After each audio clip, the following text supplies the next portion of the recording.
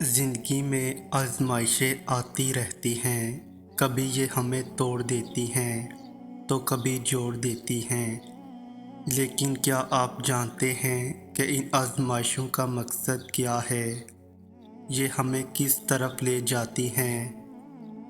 اس مختصر پیغام میں ایک گہرا راز چھپا ہے: اللہ کے قریب رہنا۔ جب ہم اس ذات کے قریب ہوتے ہیں جس نے ہمیں پیدا کیا ہے، تو کیا ہوتا ہے؟ کیا ہماری تمام خواہشیں پوری ہو جاتی ہیں؟ کیا کوئی کہانی ادھوری نہیں رہتی؟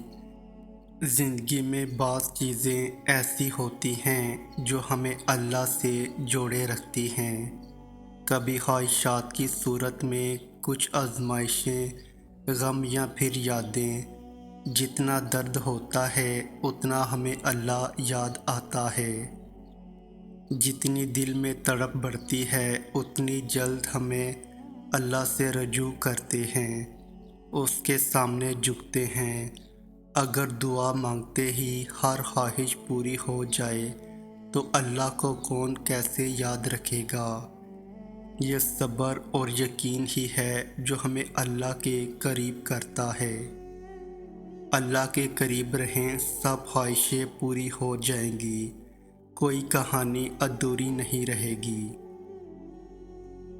اللہ سب کو دیتا ہے، وہ کسی کو انکار نہیں کرتا، لیکن اللہ اس کے لیے خاص اہتمام کرتا ہے جس نے عمر بھر اپنے اللہ کے لیے اہتمام کیا ہو۔ دیکھیے کہ رب بہت شرم و حیا والا ہے۔ جب بندے نے ساری عمر کسی کی مدد کرنے سے انکار نہیں کیا، رب اسے کیسے انکار کرے گا؟ جس نے اللہ کی محبت کے لیے بندوں سے محبت کی، ان کے لیے آسانیاں پیدا کی، رب اس بندے کے کھلے ہوئے ہاتھوں کو اپنی محبت سے بھرے گا۔